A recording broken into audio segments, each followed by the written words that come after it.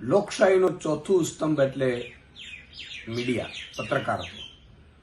જ્યારે ગુજરાત સમાચાર ગુજરાતની જનતાનો વર્ષોથી એક નિર્ભીક અને બેખોફ અવાજ બની રહ્યું હતું. કોઈ પણ સરકાર હોય, એ રાજ્ય સરકાર હોય કેન્દ્ર સરકાર, ગુજરાત સમાચાર હંમેશા વિપક્ષની ભૂમિકામાં રહી અને જનતાના પ્રશ્નો મૂકતું રહ્યું છે. ત્યારે જે રીતે સમાચાર મળ્યા છે, ગુજરાત સમાચારના માલિકો પૈકી એક બાહુબલીભાઈની ઈડીએ ધરપકડ કરી છે. આ પણ એક નાટક સમજવા જેવું છે કે તમે વિચાર કરો કે 36 કલાક ઇન્કમ ટેક્સની ટીમ બધું સર્ચ કરે છે અને ઇન્કમ ટેક્સની ટીમ નીકળે છે અને ગેટમાંથી સીધી ઈડીની ટીમ એન્ટર થાય છે અને તરત જ જૂના કેસ કોઈ ઉખેરીને બાહુબલીભાઈની તરત ધરપકડ કરવામાં આવે છે. એ લોકતંત્ર પર હુમલો છે, સ્વતંત્રતાનો અધિકાર છે બોલવાનો, અને પત્રકારત્વનો જે એક ચોથું સ્તંભ બનીને ઊભું છે એના ઉપર હુમલો છે. આ લોકશાહીમાં ઈડી અને સીબીઆઈની કઈ રીતે દુરુપયોગ કરીને એજન્સીઓનો, એની પહેલા પણ ઘણી એજન્સીઓ, ઘણી એવી મીડિયા સંસ્થાનો છે, એજન્સીઓ દ્વારા એની ઉપર રેડો પાડવામાં આવી છે અને પછી કઈ રીતે એને વહેંચી દેવામાં આવ્યું છે આખું ગુજરાત અને ભારત જાણે છે.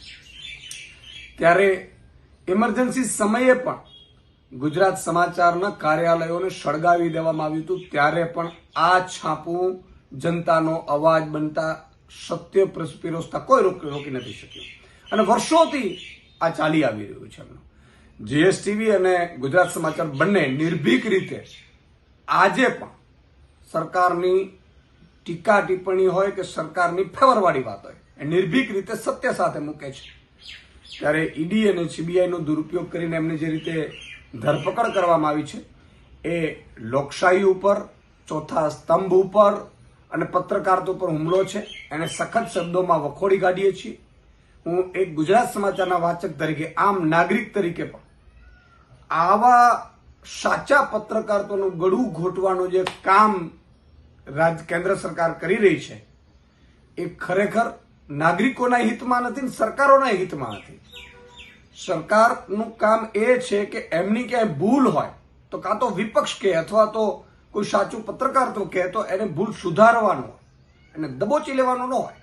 એટલે આ સખત શબ્દોમાં વખોડીએ છીએ. આ હુમલાને લઈને હું વિનંતી કરું છું તમામ ભારતના પત્રકારત્વ, એડિટોરિયલ ગિલ્ડ અને તમામ જે એક્ટિવિસ્ટો છે, તમામ સત્યની અવાજ સાથે લડે છે, સત્ય ઉજાગર કરે છે, એ સૌને મારી વિનંતી છે કે આ ચોથા સ્તંભને લઈને સૌ અવાજ ઉઠાવે અને સરકારની આ કાયરતાપૂર્ણ જે કૃત્ય છે એને વખોડીએ.